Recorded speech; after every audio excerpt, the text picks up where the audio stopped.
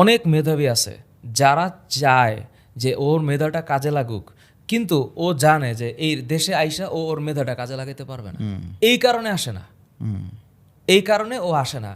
ও অক্সফোর্ডে অথবা ক্যামব্রিজের মতো একটা ইউনিভার্সিটিতে অথবা ব্রিটিশ কলাম্বিয়া ইউনিভার্সিটিতে, সে ফর এক্সাম্পল মলিকুলার ফার্মিং নিয়ে কেউ পিএইচডি করছে, অথবা বায়োটেকনোলজি নিয়ে কেউ পিএইচডি করছে, অথবা রিকম্বিনেন্ট ডিএনএর এমন একটা প্রসেস বাইর করলো যে দেশি গরুর দুধ 3 লিটার থেকে 30 লিটার হয়ে যাবে, ও এটা পিএইচডি করে আসছে। এখন এটার ইমপ্লিমেন্ট যে করবে ওই জায়গাটা তো ওর নাই।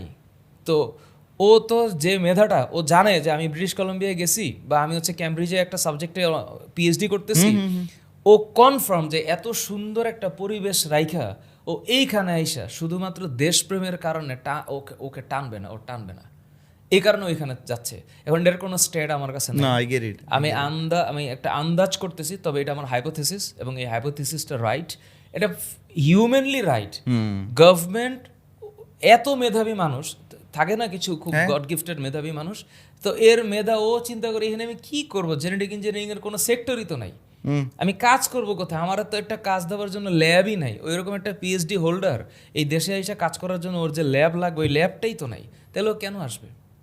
এখন আপনি যদি এক একজনকে ধরেন যে ভাই তোমরা যে গেলা আর আসলে না, এই উত্তরই আপনি দিতে পারবেন না। যে ও বলবে যে আমি যে বাটা মেধাটা আমার যে পিএইচডিটা 18-19 ঘন্টা ল্যাব করে 4 বছর পরে আমি যে রেজাল্টটা পাইছি, আমি যেটা পারি ওই পারা তো আমি এখানে অ্যাপ্লাই করতে পারবো না, তা আমি কেন আসবো?